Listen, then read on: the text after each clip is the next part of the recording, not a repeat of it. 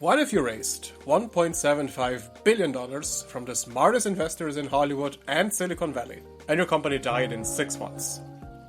Not 6 years, not even 6 quarters, 6 months. This is the story of Quibi, the streaming app that was supposed to revolutionize entertainment, but instead became the fastest billion-dollar failure in history. It had A-list celebrities. It had proven executives. It had nearly $2 billion in funding. It had everything except subscribers. Just like this channel, by the way. Don't forget to like and subscribe. I'm the business historian. Let's talk about how Quibi managed to burn through more money faster than almost any startup in history. Quibi was founded by 2 people who should have known better. Jeffrey Katzenberg, former chairman of Disney Studios, co-founder of DreamWorks, the guy behind The Lion King, Shrek, and countless other hits. Hollywood royalty. And Meg Whitman, former CEO of eBay, former CEO of HP. She ran for governor of California. She was a serious business executive. Together, they had an idea. What if you could watch high-quality, short-form video content on your phone? The concept was called Quick Bites. Hence, Quibi. Episodes would be 10 minutes or less. Designed for people to watch during their commute, while waiting in line, during lunch breaks. And here's the kicker. The content would be premium, not user-generated like YouTube or TikTok. Professional shows with Hollywood budgets and A-list talent. They pitched it as the future of entertainment. Mobile first. Bite-sized. Perfect for modern attention spans. Investors loved it. Before Quibi even launched, they raised $1.75 billion. That's not a typo. 1.75 billion. Investors included Disney, NBC Universal, Sony Pictures, Alibaba, Goldman Sachs, JP Morgan Chase. They signed up massive talent. Steven Spielberg, Guillermo del Toro, Jennifer Lopez, Chrissy Teigen, Idris Elba, Liam Hemsworth.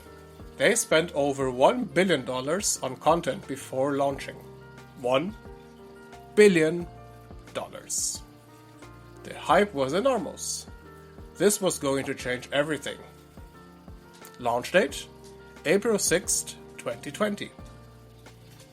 Wait, April 2020. Does that sound familiar? Oh right, that's when the entire world was in COVID lockdown. Quibi launched on April 6th, 2020, right as everyone was stuck at home. Remember, Quibi was designed for people on the go. Commuting, traveling, waiting in line at Starbucks. But in April 2020, nobody was going anywhere. Katzenberg later blamed COVID for Quibi's failure. He said the pandemic was responsible for everything that was gone wrong. But here's the thing. COVID didn't kill Quibi. Quibi killed Quibi. Let me count the ways. Problem number 1. Terrible timing. Yes, launching during a pandemic when your entire concept is watch while commuting was bad luck. But Quibi had other problems that had nothing to do with COVID. Problem number 2. You couldn't share content. When Quibi launched, you couldn't screenshot, you couldn't share clips, you couldn't post to social media. In 2020, when TikTok was exploding because of shareability. Quibi's executives thought this would protect their content from piracy. Instead, it killed any chance of going viral. How do you grow a platform in 2020 without word of mouth? Without memes? Without people sharing clips? You don't. They eventually added screenshot capability in May. Way too late. Problem number 3. Mobile only. Quibi only worked on phones. No TV, Nope. no desktop, no tablet. During a pandemic, when everyone was stuck at home, watching Netflix on their TVs. They eventually added TV support in May. Again, too late. Problem number 4. It cost money. Quibi charged $5 per month with ads, or $8 without. Meanwhile, TikTok was free. YouTube was free. Instagram was, guess what? Also free. So why would anyone pay for 10-minute videos when they could get unlimited content for free? Problem number 5. The content was mediocre. Despite spending over $1 billion on content, most of Quibi's shows were forgettable. They had big names, but weak concepts. Celebrity-driven shows that nobody asked for, like Chrissy's Court, Chrissy Teigen judging small claims cases, or Punked Reboot, or a show about a house that makes you young. Nothing was must-watch. Nothing went viral.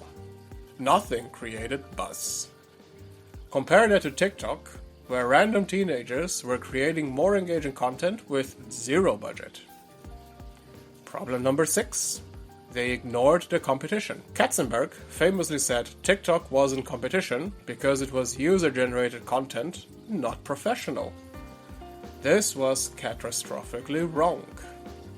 TikTok had 800 million users. It was the platform for short video content. And Quibi thought they weren't competing. That's like opening a burger restaurant and saying McDonald's isn't competition because their burgers are different. Problem number 7.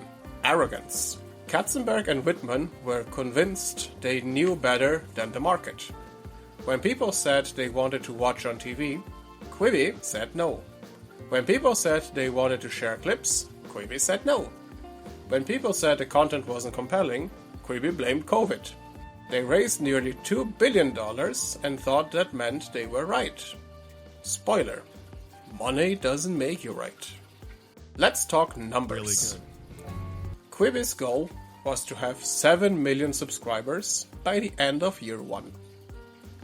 They launched with a 90-day free trial to boost signups. In the first week, they got 1.7 million downloads. Not bad, right? But here's the problem. Downloads don't equal subscribers. By the end of the free trial period, 90% of users didn't convert to paid subscriptions. By June, only 2 months after launch, Quibi had only 72,000 paid subscribers. 72,000. Not 7 million. 72,000. They were burning through cash at over $100 million per month. Do the math. 72,000 subscribers at $5 to $8 per month equals about $400,000 in monthly revenue. They were spending $100 million and making $400,000. That's not a business, that's a bonfire. By September, they tried to sell the company. They approached Apple, Facebook, NBC Universal. Nobody wanted it. On October 21st, 2020, just 6 months and 15 days after launch, Katzenberg and Whitman announced Quibi was shutting down. In their statement, they said, "We feel that we've exhausted all our options." Translation: "We failed spectacularly and nobody will buy us." By December 1st, Quibi was officially dead. They sold off the content library for parts. Some shows went to Roku, most disappeared forever.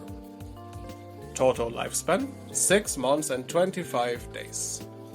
Total money raised: $1.75 billion.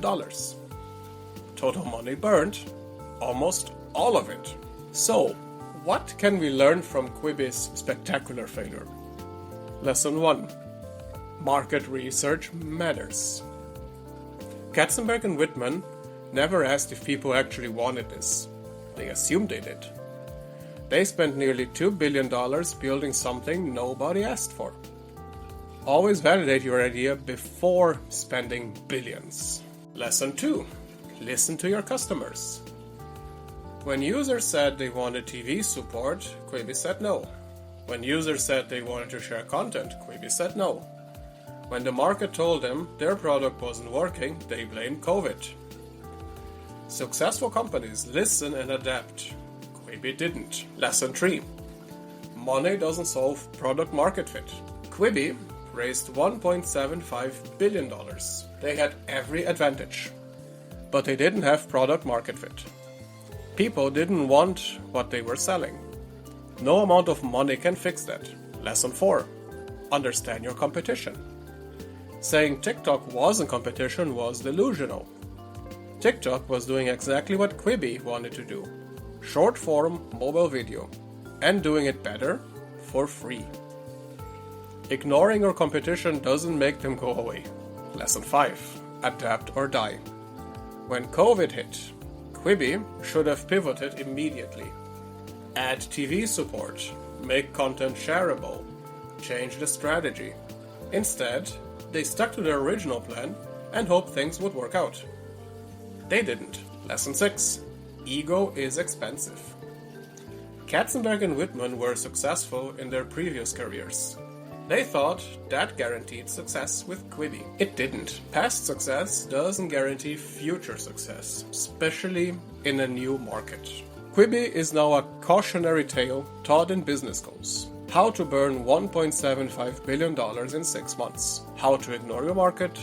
How to let ego override common sense. Jeffrey Katzenberg and Meg Whitman returned what money was left to investors. Not much. The content they spent $1 billion creating, most of it is gone. Some shows are on Roku. Most vanished.